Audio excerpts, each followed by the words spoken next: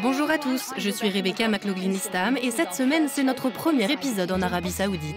Petite révolution dans le royaume, pour la première fois depuis presque 40 ans, des concerts en live sont de nouveau organisés. Nous sommes au festival de Tantora où nous avons rencontré la légende de la musique grecque, Yanni.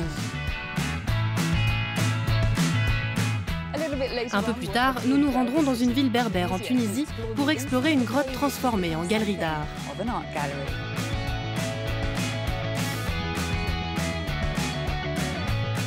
Mais d'abord, attardons-nous sur le désert saoudien où je marche actuellement.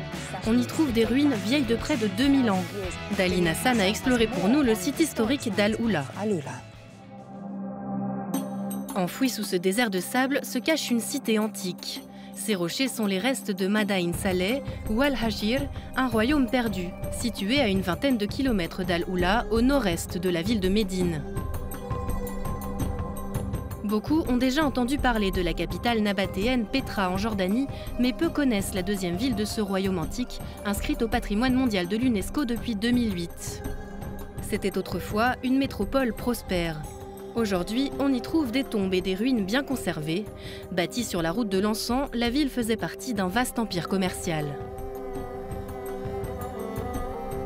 On trouve dans la région des traces de civilisations plus anciennes, telles que les Minéens du Yémen et les Lianites d'Arabie. Des inscriptions sur la montagne Ikma révèlent les noms et les lois de ceux qui les ont sculptés des siècles auparavant.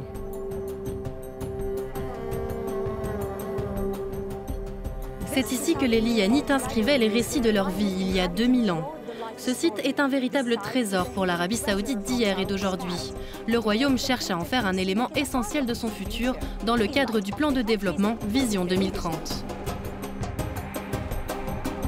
Ce plan cherche à réduire la dépendance du royaume au pétrole et entend transformer son économie en développant les services publics et le tourisme. Nous avons rencontré le directeur de la commission royale d'Al-Oula qui essaye de faire revivre cette cité trop longtemps enfouie. Nous avons visité de nombreux sites antiques et notamment la montagne d'Al-Akra où les premiers musulmans bivouaquaient avant de se rendre à la Mecque. Ça, ce sont des mémoires de voyageurs. Ce sont des hashtags et des tweets éternels qui sont parvenus jusqu'à nous. Amer Madani nous a expliqué son projet pour Al-Oula. La première étape se terminera en 2023. Il y aura des infrastructures importantes pour le tourisme, l'hôtellerie et la culture, ici à Al-Oula. Cela comprend la création de musées vivants, allant de la galerie aux illustrations en plein air. Pour que ce soit réussi, nous devons protéger le patrimoine et la nature, car c'est pour cela que cet endroit est si spécial. Nichée dans cette oasis en plein désert, l'antique cité d'Al-Oula a été construite il y a près de 800 ans. Ses habitants y ont accueilli des voyageurs pendant des siècles. Et aujourd'hui, l'objectif est de faire perdurer cette tradition tout en la modernisant. 300 000 emplois devraient être créés dans les 5 ans à venir. Abdallah El-Essa est guide, il a commencé à travailler dans le tourisme il y a 2 ans. Nous nous efforçons de conserver un équilibre entre la préservation des magnifiques trésors d'Al-Oula et l'accueil de centaines de milliers de touristes.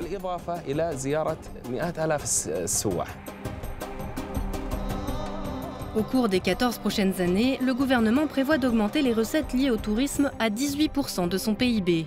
En organisant des événements majeurs sur des sites tels qu'Al-Oula, le royaume espère écrire une nouvelle page de son histoire.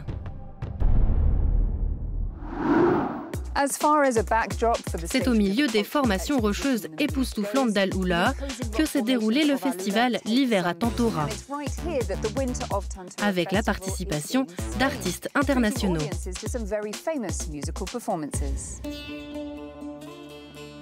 Depuis près de 2 ans, l'Arabie Saoudite renoue avec la musique et les arts. Pour le comprendre, il suffit de regarder le festival de Tantora.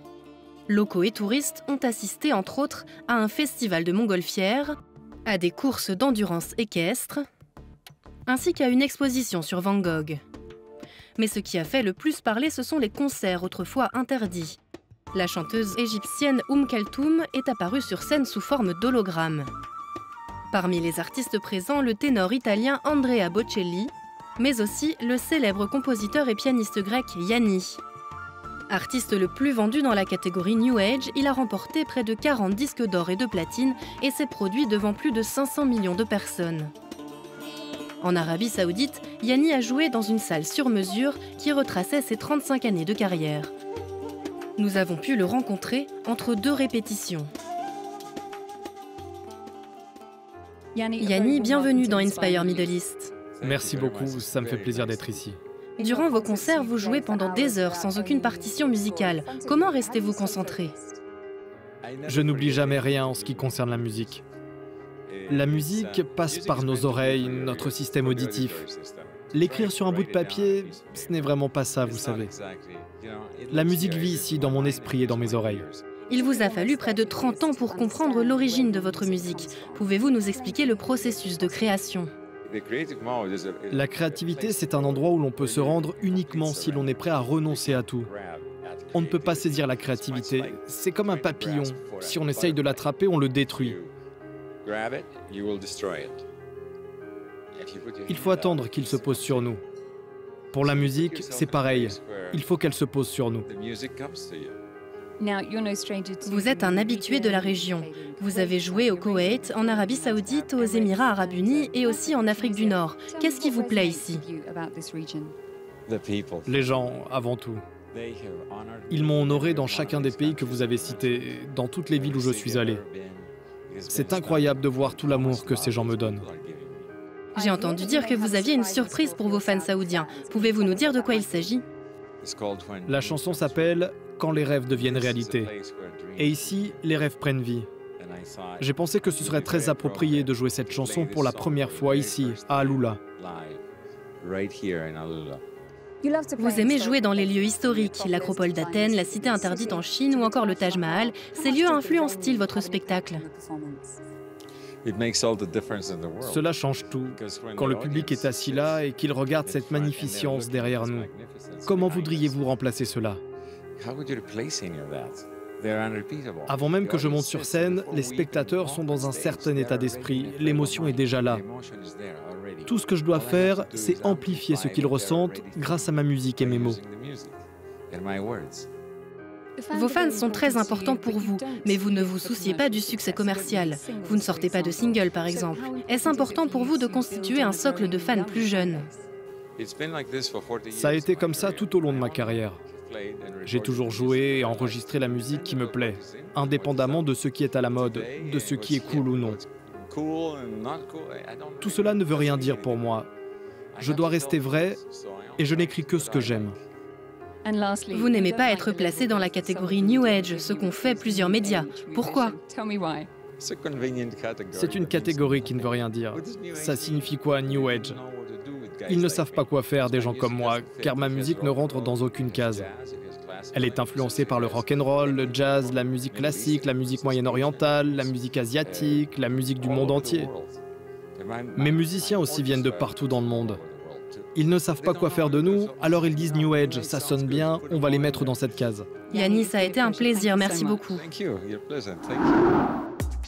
Généralement, les œuvres d'art sont exposées dans des musées ou des galeries. Mais en Tunisie, certains ont décidé de faire autrement. Inès Matlouti est partie à la découverte d'un pôle culturel hors du commun au nord-ouest de Tunis. À 1 heure de la capitale tunisienne se trouvent les ruines d'Altiburos, qui surplombent la ville de Dahamani. Toutefois, les touristes qui se rendent dans cette ancienne cité berbère sont venus pour y découvrir un autre trésor. Dans cette grotte naturelle sont exposées de nombreuses œuvres d'art, peintures et installations. Selon la Commission régionale du tourisme, près de 5000 personnes visitent ce lieu chaque année. Principalement tunisiens, les visiteurs viennent pour cette galerie unique, mais aussi pour voir ce puits célèbre, qui a servi de décor à une version tunisienne de la pièce de Shakespeare, Roméo et Juliette. En 1993, le peintre Amar Belguite a décidé de transformer cette grotte de 30 mètres de profondeur en un lieu culturel en utilisant ses fonds propres. Je voulais protéger mes confrères et consoeurs artistes, donc j'ai créé cette grotte.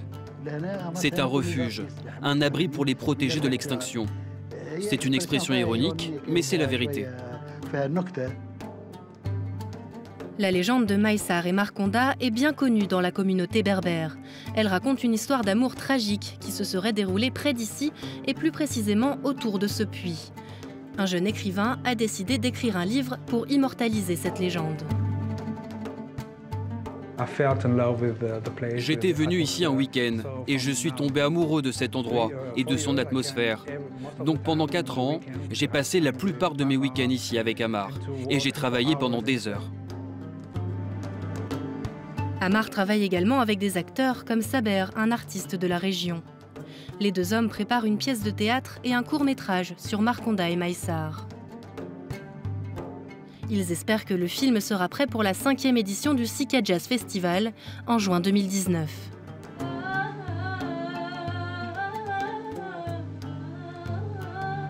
Je voulais raconter l'histoire de Maïsar et Marconda à travers une pièce de théâtre. Je pense que tous ceux qui veulent devenir plus que des artistes amateurs devraient venir ici et prendre des leçons avec Amar. Avec ce collectif d'artistes, Amar espère construire un endroit idéal pour l'expression créative à Dahamani. Un lieu où les acteurs et les peintres pourront créer des œuvres et des projets interactifs pour un jour exposer leurs créations dans le monde entier.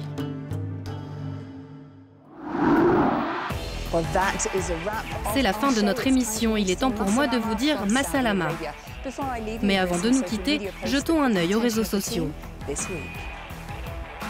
Mihai des Philippines a partagé cette photo indiquant qu'il adore les paysages surnaturels d'Al-Hula. Et Mohamed d'Indonésie qui saute de joie avec ses amis lors du festival de Tantora en Arabie Saoudite.